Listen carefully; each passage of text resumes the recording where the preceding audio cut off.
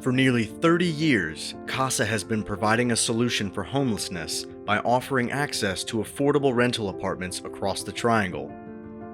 We know that homelessness is complex, but so often the answer is simple. It's housing.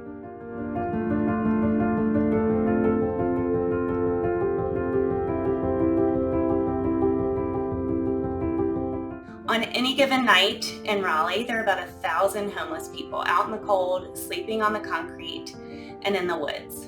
I was out there missing friendship, wanting people in my life. And I wasn't even focusing on housing. I'm thinking I'm gonna be there forever. I literally got a trash can and put myself in it because it was just that cold. I'm like, I can't do this. This is not me. It's not me.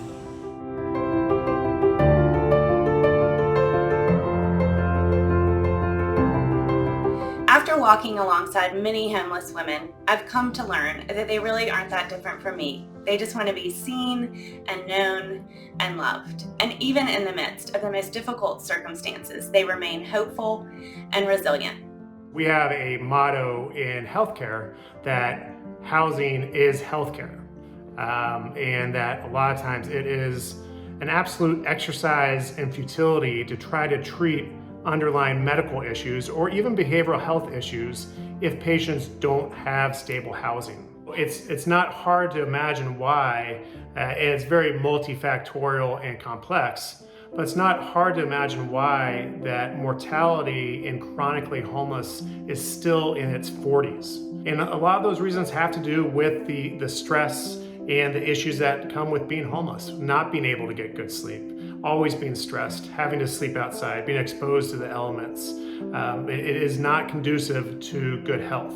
Being able to meet the needs for affordable, safe, and sustainable housing is a challenge for us globally, it's a challenge for us as a nation, and it is especially challenging for us here in Wake County, especially now as we see the demand for housing increase as our supply continues to tighten. And when you add on top of that the effects of the pandemic, especially for those most vulnerable, whether that be families or whether that be individuals, it's obvious that we have a crisis on our hand.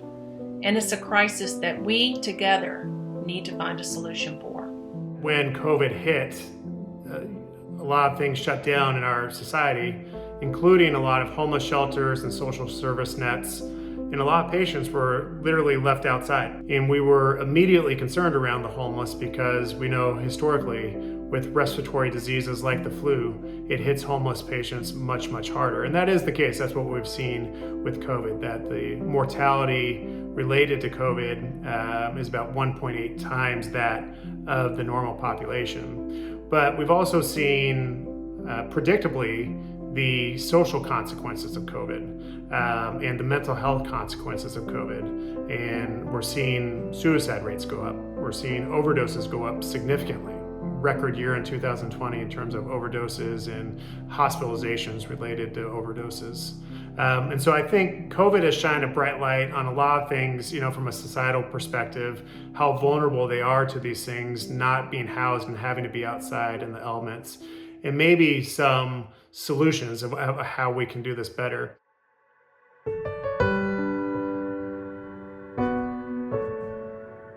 Since 1992, CASA has grown and expanded our properties, staff, and tenants to encompass a broader population of individuals in need of affordable housing. Currently, we own and manage nearly 500 apartment homes, serving more than 650 people every year. We're about giving people access to a safe place that they can afford, where they can live as long as they want to, and where they have the support that they need. We know we can be successful because we see it every day. We know people can overcome incredible obstacles when they have the foundation that home provides. I've been able to work with a lot of homeless patients who did move into housing, and I can't begin to explain how meaningful that is for a lot of these patients who have suffered from chronic homelessness, and what that means in their life in terms of what they're able to do to improve their health. When I first moved in my CASA apartment, I was thrilled about the idea of just having a place. I sat in there and started putting things together, putting pictures on my wall. I have a place I can call my own, which is CASA. It just brought so much life back into me. So I started small. I got a job at a local dry cleaner, and I just gave it everything I had. And I've been promoted several times. And without that stable place to live, that never would have happened. It's amazing being able to provide for him in the way that he needs and to have a safe, secure place where he can, grow up, and I can be there for him as a father. When I moved in, I was happy. God, I was happy. Because I didn't have my own place, and I'm 52 years old, so it's like all my life I've been on my own since I was a teenager. So this was the first time I didn't have my own place. And so the year that I was without my own was challenging. So this is my house. CASA has far more applicants for housing than housing for applicants. We know that the need continues to grow, and we have a plan. Kings Ridge will reduce homelessness in Wake County by 10%. In the fall of 2019, CASA purchased 6 acres of land in Raleigh, near Wake Medical Center. And finding and purchasing this land was a huge win, but it was only the first step in a bold vision to end homelessness for more men, women, and children. Kings Ridge will be 100 apartments for men, women, and families with children who are currently experiencing homelessness. There will also be supportive services, medical services, mental and behavioral health services, case management, and community space, all to ensure that they have a safe and stable environment in which to live and in which to heal. Kings Ridge is a great project, and it's a great opportunity. And this isn't just about housing. This project is also about a community coming together. And the residents here will be part of that community. They now have a place when they go to register to vote that they can put their home address. So many people, that is so important. You now have a place for your kids to say, hey, I live here. This is my base school.